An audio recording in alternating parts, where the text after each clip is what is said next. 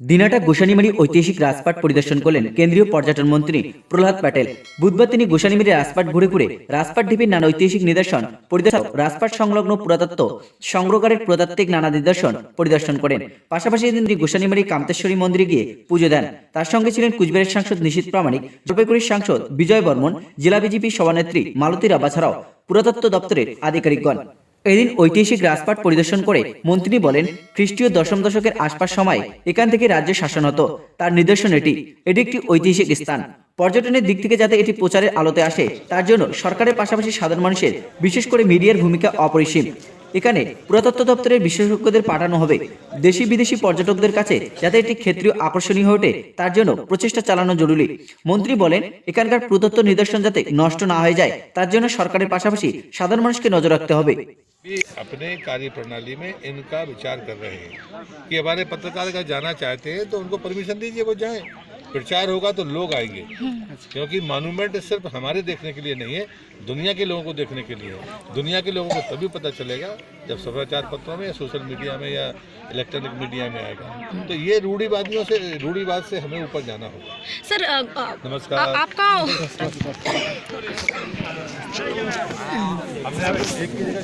ये जगह को लेकर आपका प्लानिंग क्या है और भविष्य में हम कुचबिहार वासी को क्या क्या मिला? तो वही प्रश्न पूछते हो। नहीं, इस जगह से लेकर अभी तक जो प्रारंभिक दृष्टि से ASI का अनुमान है खनन के आधार पर कि 10वीं शताब्दी के आसपास का कालखंड का ये स्मारक रहा है। जो पत्थरों की मूर्तियां या पत्थर मिले हैं उसके बारे में अभी उनके पास में स्थान की जानकारी नहीं है कि वो किस स्थान पर रहा होगा, लेकिन बिखरे सब तरफ पड़े हैं तो उन्हें जितना इकट्ठे मिल पाए आधे अधूरे वो वहाँ पर उन्हें अपने पास में रखे हुए हैं। कोशिश हमेशा ये रहती है कि स्थान है ये साबित हो गया, 10वीं शताब्दी के आसपास का है ये भी तय हो गया, लेकिन अगर पत्थरों के अवशेष हैं तो उसका अगर जैसे इन कुओं का बेस मिल गया, अगर वो मंदिर के रहने की जगह का स्थान का एक्सकवेशन हो जाएगा तो मुझे लगता है कि ये बड़ी सफलता होगी। मेरी कोशिश होगी कि मैं एक्सकवेशन टीम को ये कहूँ कि उसका पता लगाने की कोशिश करे। अगर वो मिल जाता है तो फिर चीज़ें और भी विस्तार के साथ में सामने आ सकती हैं।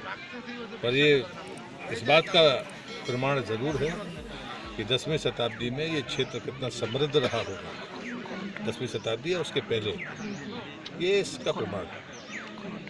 पर्यटन शिल्प में ये क्या हो सकता है कुछ यहाँ? इन साइड में लोग आते हैं, पर हमेशा ये ध्यान रखना चाहिए कि ऐसी जगह पर या तो रिसर्चर आएगा या जो लोग पुरातात्विक समझ रखने वाले लोग हैं, वो देसी विदेशी दोनों हो सकते हैं, इस प्रकार के लोग ही आते हैं। तो मैं बहुत बड़े फुटफॉल की बातें नहीं कर सकता, लेकिन जब कभी भी जो आदमी कूच बिहार आएगा और उसको अगर ये साइट की जानकारी लगेगी तो आप मानकर चलिए अगर 100 लोग आते हैं तो उसमें से 10-20 लोग ऐसे ज़रूर होंगे जो साइट को देखने के लिए आएंगे। तो यदि हम मंदिर के उस धरातल को पहचानने में सफल रहे तो मुझे लगता है कीमत और बढ़ जाएगी, ऐसा मुझे लगता है। सर बहुत बड़ा जो इमारत का ईंट था, लेकिन बाद में वो सब ईंट जो आसपास का लोग है वो ले जा रहा था। कुछ दिन पहले भी ये शिकायत तो कूच बिहार के राजमहल की भी है। जो पहले घट गया वो गलत था, इसको तो कोई जस्टिफाई कर नहीं सकता। आज हम बड़ी बड़ी बातें करेंगे, उन पर कार्रवाई करेंगे तो मुझे लगता है ये भी एक टकराव का रास्ता बनता है। लोगों ने अपने घरों में लगा लिए हैं, हुआ गलत है। मुझे लगता है कि इसमें हम हमेशा ये मानते हैं कि कम्युनिटी का सपोर्ट भी चाहिए।